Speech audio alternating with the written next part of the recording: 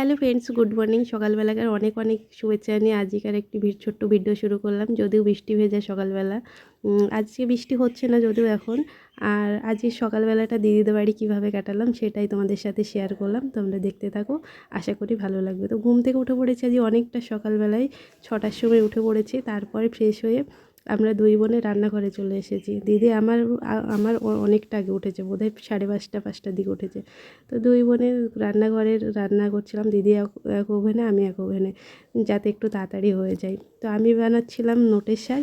নোটের শাক খেতে কিন্তু খুব ভালো লাগে আর খাওয়াও ভালো। আর দিদি ওই সাইডে পাঁচমিশালি একটা তরকারি করছিল। তারপরে দেখো রান্নাবান্না হয়ে গেছে, আবার দুই বোনে আমরা একটু কাজ কামে লেগে গেছি। আমি এই সাইডে মুছছিলাম গ্যাস, আর চলো দিদি ওই সাইডে কী করছে তোমাদের এক ঝলক দেখিয়ে দিই। আমার দিদি ওই সাইডে অনেক বাসনপত্র নিয়ে বসেছে, আর কিছু ছাড়বেও, কাছাকাছি করবে। আর আজের পরিবেশটা বেশ ভালো আছে, মানে মেঘলা মেঘলা আছে, কিন্তু রোদ নেই। তো যাই হোক, গ্যাস মোছা কমপ্লিট। দিদি চালটা ধুয়ে রেখে গেছে, এখন গ্যাসটা মুছেই ভাবলাম ভাতটা করে দিই। আর আমার ভাবি নেই, ভাবি গেছে পড়তে। তো এই ফাঁকে যতটা কাজ হয়ে যায় সেটাই করছিলাম। ভাবি কারণ আজও স্নান করা আছে, ও আবার পরীক্ষা দিতে যাবে। তো ভাতটা বসিয়ে দিই। আর কী কী রান্না হয়েছে দেখে দিই। এখানে হয়েছিল নোটের শাক ভাজা, আর এখানে এই যে পাঁচমিশালি, মিষ্টি কুমড়ো, আলু, পটল, ডাঁটা দিয়ে একটা তরকারি হয়েছিল। আর এই যে পেঁয়াজি হয়েছে, কারণ ফ্রিজে আমডাল আছে, ঠিক আছে, ওটা বের করে খাওয়া হবে গরম করে।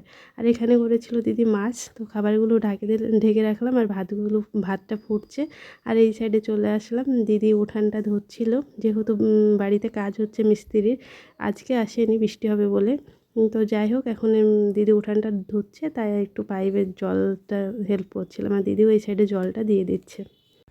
এখন বাজছে সই 10টা, আর আমি আর দিদি এত সময় দিদি উঠান ধুচ্ছিল, আর আমি জলটা দিয়ে দিচ্ছিলাম, ঠিক আছে। তো এত সময় কি করলাম সবটাই তোমাদের সকাল থেকে যা যা করলাম শেয়ার করলাম। আর আমার ভাবি পড়ে আসছে এখন, ঠিক আছে। তো চলো তারাও দেখাই।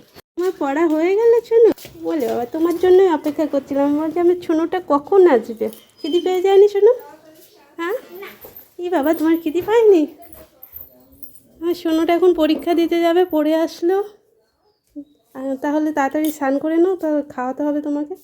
আমার পাগলি সোনুটা পড়ে আসলে একটু আমার সোনুটাকে আদর করে দিই। আমাকে একটা পাপ্পি দাও। একটা কথা বলবো আমার সোনুকে, জানো তো, কথা শোনার জন্য দুটো পাপ্পি দিচ্ছে। হ্যাঁ, কি বলবো? বলবো, তুমি শুনলে কিন্তু অনেকটা খুশি। হ্যাঁ, আসছে।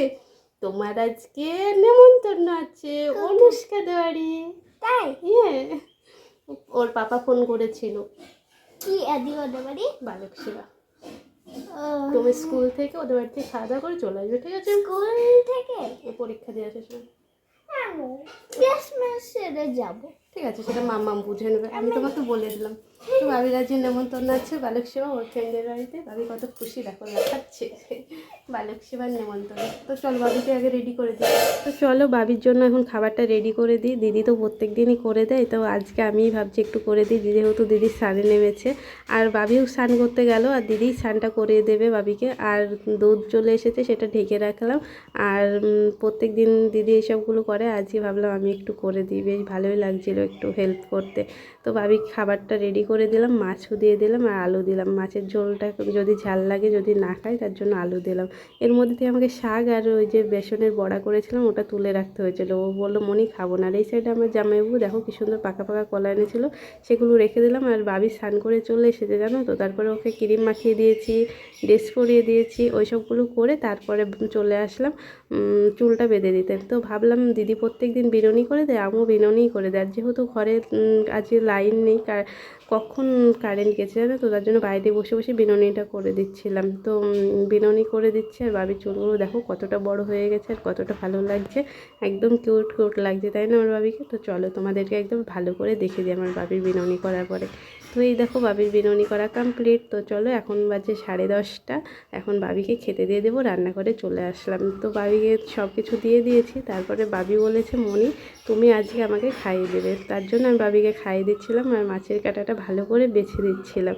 তো বাবিকে এখন খাইয়ে দেবো। আর ওই সাইডে দিদি যাইবো, দুজনেরই স্নান হয়ে গেছে। বাবিকে এখন রাখতে যাবে, জামাইবাবু স্কুলে দিয়ে আসবে। তো চলে এসেছে বাবি, আমাকে টাটা করে দিয়ে চলে গেল পরীক্ষা দিতে। এই যে জামাইবাবু এখন রাখতে যাচ্ছে। তো চলো আমি বাড়ির দিকে যাই। দিদিদের গাছের কত ফুল ফুটেছে দেখো তো, তারাও দেখাচ্ছি, এই দেখো। তো চলো পরে আসছি। তো ভাবি চলে গেল পরীক্ষা দিতে, আমি বাড়ির মধ্যে চলে আসলাম। আর দিদির জামাইবুর ভাবি সবারই স্নান হয়ে যায়, লাইন নেই জানো তো সকাল থেকে, তার জন্য ঘরে আর ঢুকছি না, তোমার অন্ধকার লাগছে। দিদি ওই সাইডে মাথা আঁচড়াচ্ছে আর আমি এখন স্নান করবো, ঠিক আছে? তো স্নান টান করে দেখা হচ্ছে। আর সকাল থেকে আমি দিদি সবাই কে কী করলাম এটাই শেয়ার করলাম। ভালো লাগলে অবশ্যই লাইক কমেন্ট করো, আর দেখা হচ্ছে পরের ভিডিওতে, ঠিক আছে? চলো টাটা।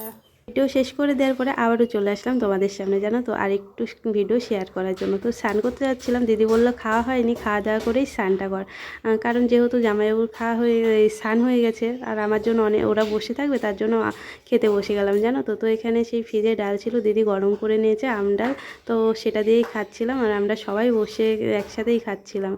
আর তোমার হচ্ছে ভয়েস দিচ্ছিলাম এই কারণেই, জামাইবাবু আর দিদি দুজনেই ফোন দেখছিলো, তো এই নিয়ে হাসাহাসি করছিলাম, তো তার জন্যই ভয়েস দিলাম। আর খাওয়া দাওয়া কমপ্লিট, ঘরে চলে আসলাম, জানো তো। ঘরে এসে আমি এই নাইটিগুলো সামনেখানে রেখে গেছিলাম, দিদি এখন সেলাই করতে দিতে যাবে, তো চলো ব্যাগে পরে দিই। আর এখন ভিডিওটা শেষ করে দিচ্ছি, খুব তাড়াতাড়ি আসি পরে ভিডিওতে।